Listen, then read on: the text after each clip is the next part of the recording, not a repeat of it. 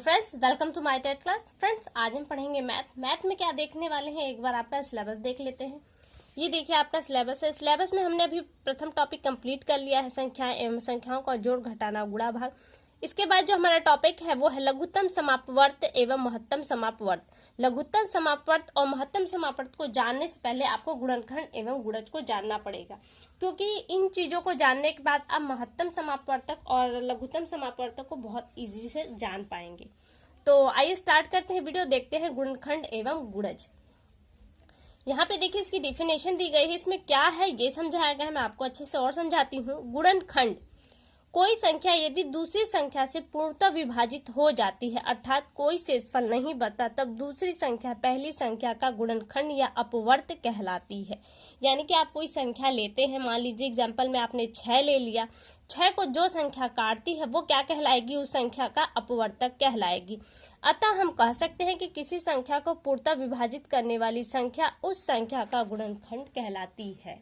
ठीक है, देखिए यहाँ पे एग्जाम्पल में दिया है 6 को जो जो संख्याएं काटेंगी वो उस संख्या की अपवर्तक कहलाती हैं। अपवर्तक शब्द ये ध्यान दीजिएगा कि यहीं से आपका महत्तम समापवर्तक चलेगा। गुणनखंड विधि के माध्यम से आप इसे समझ पाएंगे। आगे दिया है गुणज। अब गुणज क्या है? गुणज को अक्सर हम गुणे के रूप में लेते हैं। तो गुना क्या होता है, हम कोई एक संख्या ले लें, उसमें हम जितनी संख्याओं का गुना करेंगे जो हमें प्राप्त होगा वही उसका गुणज होगा। ऐसा शब्दों में क्या दिया, शब्दों में देख लेते हैं। किसी संख्या के गुणज या अपवर्तक उस संख्या को किसी अन्य संख्या से गुणा करने पर प्राप्त होता है। अतः हम कह सकते हैं कि किसी संख्या को पूर्णतः विभाजित होने वाली संख्या उस संख्या के गुणज या अपवर्त कहलाती है। यहाँ पे देखिए अपवर्तक दिया है और यहाँ पे अपवर्त दिया है। एक बार समझ लीजिए इसको। ऊपर है गुणनखंड। गुणनखंड में आपसे कह रहा है कि कोई एग्जाम्पल में 6 ले लेते हैं, तो 6 को जो जो संख्याएं काटेंगे, जैसे 1 काटेगा, 2 काटेगा, 3 और स्वयं 6 इसे काटेगी, तो ये इसके क्या है, गुणनखंड है। लेकिन यहाँ पे कह रहा है कि इसके गुणज, गुणज क्या है, इस संख्या में जिसका गुणा करते हैं। मान लीजिए किसी प्राकृतिक संख्या का ही गुणा करेंगे, क्योंकि हम पूर्ण संख्या का जब गुणा करेंगे, पूर्ण मतलब 0 आपका आ जाएगा, और 0 का गुणा करेंगे तो आपको फिर 0 ही मिलने वाला है, तो ये आपका गलत हो जाएगा। इसमें किसी प्राकृतिक संख्या का गुणा करते हैं, तो प्राकृतिक संख्या का हम गुणा करेंगे तो हमें 6 मिलेगा। किसी और संख्या का गुणा करते हैं तो हमें 12 मिलेगा। इसी तरह से आप किसी भी संख्या गुणा करते चले जाइए, आपको जो प्राप्त होगा वही उस संख्या का गुणज कहलाया जाएगा या अपवर्त कहलाएगा। ये आपके गुणनखंड और गुणज हो गए। लेकिन अब इनसे महत्वपूर्ण फैक्टर बनते हैं और यहाँ से आपके प्रश्न उठ सकते हैं। वो कौन से पॉइंट्स हैं, आइए इन्हें भी देख लेते हैं। एक प्रत्येक संख्या का गुणनखंड है। देखिए गुणनखंड आपने अभी ऊपर देखा, तो गुणनखंड देखिए, गुणनखंड है ये हमारा गुणनखंड। ठीक है, तो 6 का हमने एक भी गुणनखंड देखा, तो एक वो संख्या है जो सभी संख्याओं का गुणनखंड होती है। आप चाहे 7 ले लीजिए, चाहे 11 ले लीजिए, चाहे 13 या फिर 120 ही ले लीजिए, इसे हम 1 से काट सकते हैं। गुणनखंड में क्या है, हम उसे काट सकते हैं, तो ये आपकी 1 से डिवाइड है। तो यहाँ पे कह रहा है कि एक प्रत्येक संख्या का गुणनखंड है।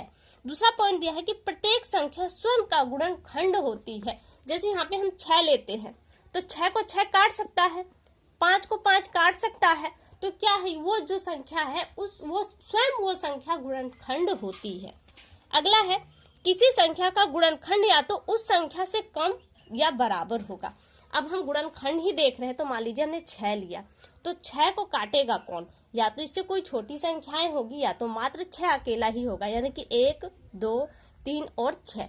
या तो इस संख्या के बराबर वो संख्या होगी या इससे छोटी संख्या होगी जो इस 6 को काटेगी, क्योंकि किसमें देख रहे हैं आप, गुणनखंड में। तो यही चीज यहाँ पे कह रहा है कि किसी संख्या का गुणनखंड या तो उस संख्या से कम होगा या फिर बराबर होगा। चौथा पॉइंट दे रहा है कि प्रत्येक संख्या के गुणनखंडों की संख्या निश्चित होती है।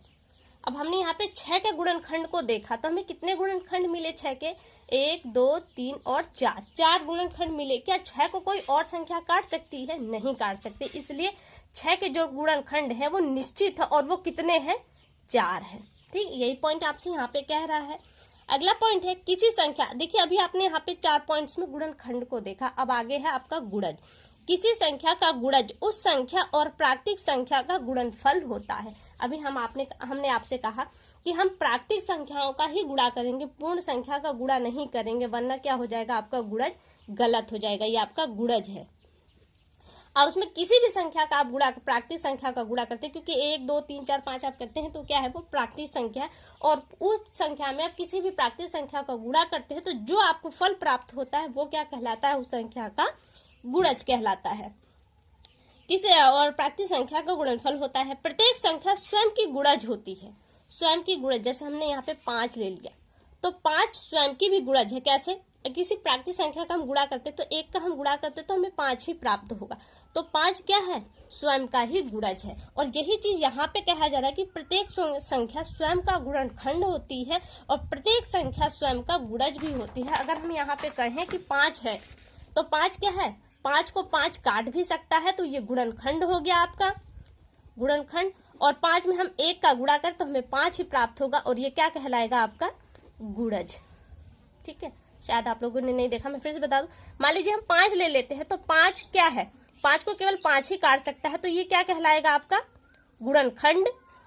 और 5 में केवल हम 1 का गुणा करें तो हमें जो प्राप्त होगा वो 5 ही प्राप्त होगा, तो ये क्या है, आपका गुणज। दोनों तरफ देखिए 5 ही है, तो स्वयं वो संख्या गुणनखंड भी होती है और गुणज भी होती है। आगे देखिए, किसी संख्या का गुणज या तो उससे बराबर या उससे बड़ा होता है, यानी वो संख्या स्वयं होगी या तो उससे बड़ी होगी।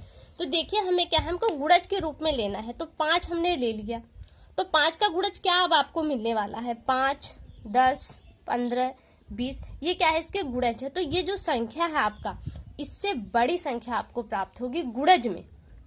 गुणज में आपको बड़ी संख्या प्राप्त होगी, जबकि गुणनखंड में क्या होगा, आपको छोटी संख्या प्राप्त होगी, या तो स्वयं वो संख्या प्राप्त होगी या उससे छोटी संख्या। गुणज में या तो आपको स्वयं वो संख्या प्राप्त होगी या फिर उससे बड़ी संख्याएं आपको प्राप्त होंगी।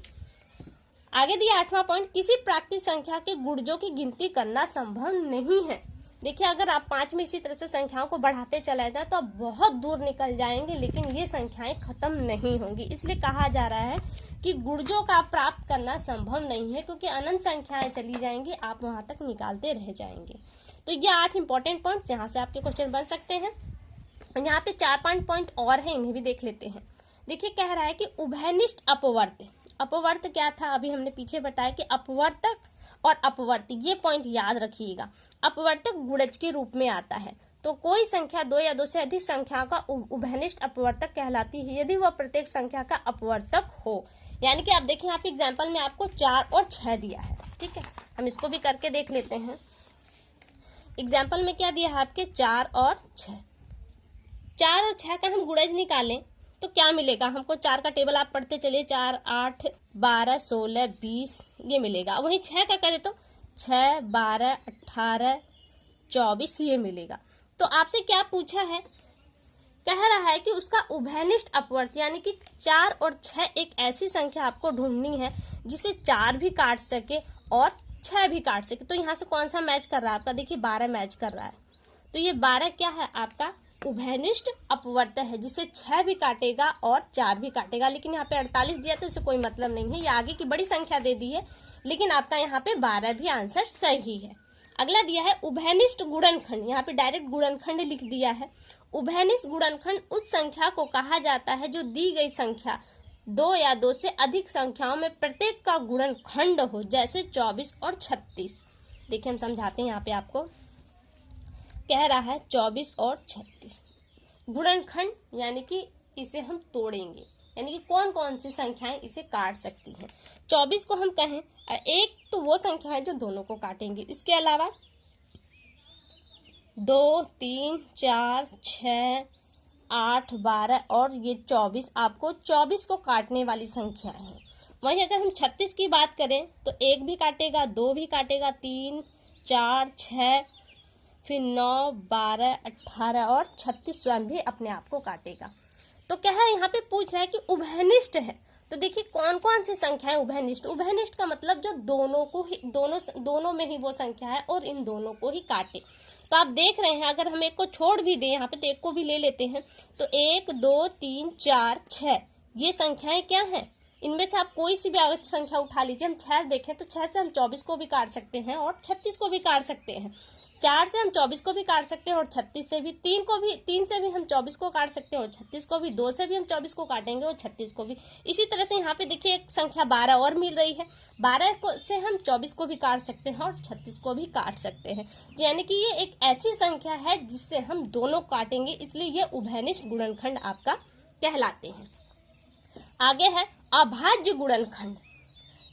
अभाज्य गुणनखंड यानी कि किसी संख्या का हम गुणनखंड करें तो उससे छोटे अंक हमें न प्राप्त हो। किसी संख्या के गुणनखंड यदि अभाज्य हो तो उन्हें अभाज्य गुणनखंड कहते हैं। 18 का यहाँ पर दिया, हम आपको दूसरी संख्या से समझाते हैं। मान लीजिए हम 20 ले लेते हैं, 20 से हम इसे गुणनखंड करें तो 10 गुणित 2 आपका आ जाएगा। वहीं 20 का दूसरा गुणनखंड करें तो हमें प्राप्त होगा 2 गुणित 2 गुणित 5। तो देखिए ये भी गुणनखंड है, ये भी गुणनखंड, लेकिन यहाँ पे 5 अभी भी अपने आप में डिवाइडेड है, यानी कि इसे हम छोटा कर सकते हैं, लेकिन 2 गुणित 5 को और छोटा नहीं कर सकते, जबकि इसको छोटा कर सकते हैं। इसलिए क्या है, ये नहीं माना जाएगा आपका, इसके 2 गुणित 5 इसका क्या कहलाएगा, अभाज्य गुणनखंड, यानी कि इससे हम इसे और छोटा नहीं कर सकते। जैसे यहाँ पे दिया 18 का 2 तियां 6 और 6 तियां 18 आपके हो गए, तो ये इससे छोटा अब नहीं हो सकता, इसलिए ये क्या कहलाएगा, अभाज्य गुणनखंड। आगे दिया है अभाज्य संख्याएं, इसे हमने पीछे भी देखा था, वहां पे हमने सह अभाज्य संख्या के रूप में पढ़ा था, जबकि यहाँ पे दिया है असहभाज्य संख्याएं। अब यहाँ पे क्या है, दो संख्या एक के अतिरिक्त यदि कोई भी दूसरी संख्या यानी कि उभयनिष्ठ संख्या नहीं मिलती, गुणनखंड न हो, तो उसे असहभाज्य संख्याएं कहते हैं। जैसे 3 और 5, 15 और 17, यानी कि 1 और 3 और 5, 3 और 5 को 1 काटेगा 3 को और 3 काटेगा, और 5 को केवल 1 काटेगा और 5 काटे। तो यहाँ पे आपको उभयनिष्ठ नहीं मिल रहा, 1 को छोड़कर। तो 1 को छोड़कर कोई दूसरी संख्या अगर आपको उभयनिष्ठ न मिले तो वो क्या कहलाए जाएंगे, असहभाज्य संख्याएं कहलाए जाएंगी। तो यहाँ से देखिए आपके कुछ इंपॉर्टेंट पॉइंट्स जो हमने बता दिए। अगली वीडियो में आपसे फिर मुलाकात होगी, तब तक के लिए नमस्कार।